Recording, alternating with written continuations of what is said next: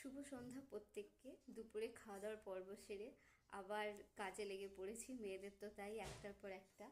দেখুন আমার এই যে সারা সপ্তাহের বাজার ব্যাগ থেকে ঢালা হয়ে গেছে সকালে, অথচ গোছানোর টাইম পাইনি। এখন আমি এই বাক্সটার মধ্যে সব গুছিয়ে একে একে ভরে নিয়ে আমি ফ্রিজে রেখে দেবো এক সপ্তাহের জন্য। তো আমাদের সপ্তাহে একদিনই বাজার হয়। আর প্রথমে দেখাবো কি সুন্দর লাল লাল মূলো। শীতের সবজি মানে যত ইচ্ছে কেনো আর যত ইচ্ছে খাও, এত ভালো লাগে।